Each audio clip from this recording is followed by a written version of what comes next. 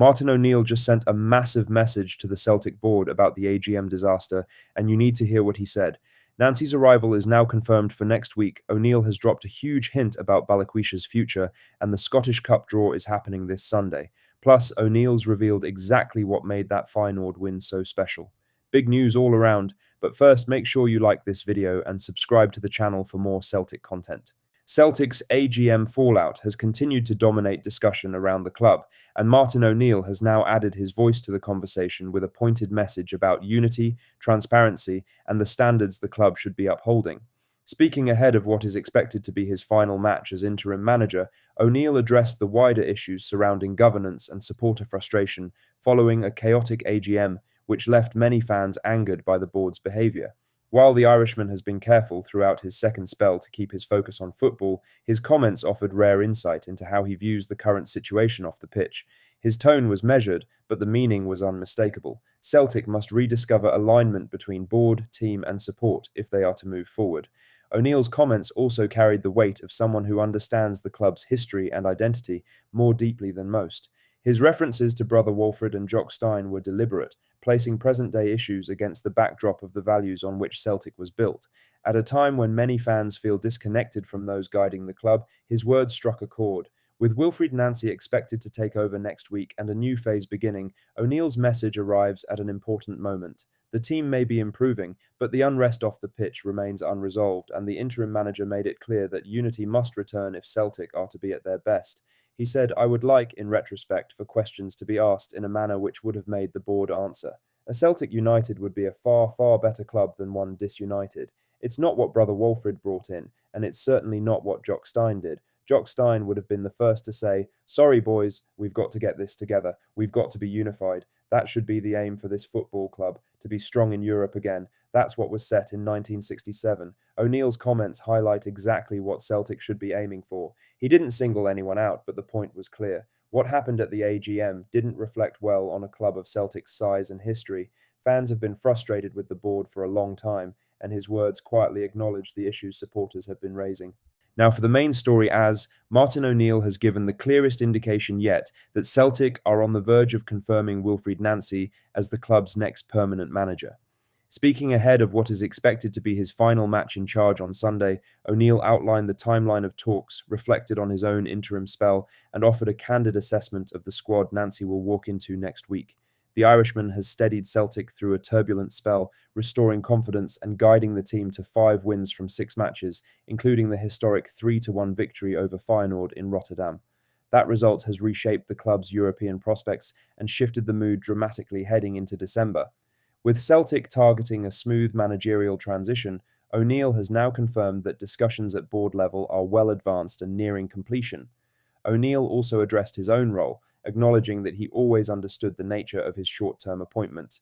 However, his comments made clear that he takes pride in the team he will be handing over, a team that has rediscovered belief, identity, and resilience over the past few weeks. He said, "I would imagine, I think that things are progressing, and I was speaking to some of the board members last night. Things are progressing very nicely, so I'm hoping that things will be in place by the beginning of next week. Did I know that this was always going to be interim? Yeah, of course, as well too. But the players, they really responded, which has been nice. Well, it's a good point because hopefully he'll find a side that is bubbling with a bit of confidence, which is great. And that's a restoration of that there, I suppose, from previous weeks in that sense. But no, he'll have a fair idea of what he's coming into, and he doesn't need any guidance from me." O'Neill's comments show just how much momentum Celtic have built in a short space of time. The confidence he talks about has been clear in recent performances, with the squad responding well to his steady approach after a difficult spell. Nancy will walk into a dressing room that looks sharper, more organised, and in a far better place than when O'Neill stepped in a month ago. In other news, Martin O'Neill has offered encouragement to Michel-Ange Balquisha after the winger was left unused during Celtic's superb 3-1 win over Feyenoord, insisting the Belgian will have a clean slate when Wilfried Nancy arrives next week. Balquisha, who joined the club in August in a £5 million move from Royal Antwerp, has found minutes hard to come by in recent weeks, as other wide players have stepped up under O'Neill's interim spell. The result in Rotterdam, Celtic's first win in the Netherlands since 2001, came with standout performances from Yang Hyun-jun, Dyson Maeda, and the impressive Benjamin Nygren off the bench. With competition for places fierce, Balquisha was again an unused option on the night, a sign of both Celtic's current momentum and the challenge he faces to force his way into the starting picture, but O'Neill made clear after the match that the winger's opportunity is far from gone. With Nancy expected to officially take charge early next week, the interim boss hinted that several players on the fringes of the squad could benefit from the change in leadership. Balquisha, in particular, was singled out as someone who will be given the chance to impress the incoming manager. O'Neill revealed he had spoken directly to the 24-year-old, reassuring him that the fresh chapter about to begin at Celtic will allow every player to reset, compete, and show what they can offer. It was a timely message for a player still settling into Scottish football and eager to make his mark. He said, "You cannot play this game without confidence, and that's the point. But what happens over these couple of weeks? You start to see some players emerging. There's one or two lads at this minute, like Balquisha, who have not had a chance to play. I just said to him in the dressing room, with the next manager coming in, he will see what you can do." So some players who have stepped into the team and onto the mark have actually excelled in that sense, so they do not want to give their position away. Overall, it is up to players to do that. Confidence is everything if you can play. O'Neill's message to Balquisha was simple. The competition around him is strong, but the door isn't closed. The Belgian came in with a good reputation from Antwerp, and although he hasn't nailed down regular minutes yet, O'Neill made it clear he still sees ability in him.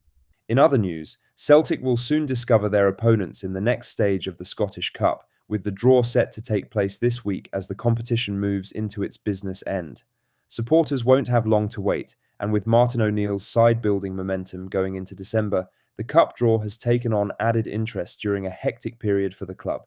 The Scottish Cup remains a major target every season, and with the fixtures piling up across league and Europe, the timing of the draw will give fans an early look at how the schedule could shape up in the early months of 2026. With Wilfried Nancy expected to arrive next week, the identity of Celtic's next Scottish Cup opponent will also be part of the picture he walks into as he prepares for his first domestic knockout campaign. The draw will be shown live on the broadcaster's usual platforms and will follow the conclusion of this weekend's Scottish Cup ties. With supporters already relishing the chance to see who Celtic will face, the SFA has confirmed the full viewing details. The draw takes place on Sunday evening, immediately after the final televised cup tie of the weekend. It will be broadcast live on BBC Scotland, with coverage beginning shortly after the full-time whistle. Lastly, Celtic's remarkable 3-1 victory over Feyenoord continues to spark reaction, and nobody has spoken with more pride and perspective than interim manager Martin O'Neill. Fresh from guiding the team to their first European away win in 4 years and their first in the Netherlands in 24, O'Neill cut a reflective but energised figure as he assessed a performance that felt like a rediscovery of Celtic's old continental identity. So what do you think about O'Neill calling out the board and demanding unity? Was he right to speak up, or should he have stayed quiet? And do you think Balquisha will finally get his chance under Nancy? Let me know your thoughts in the comments below.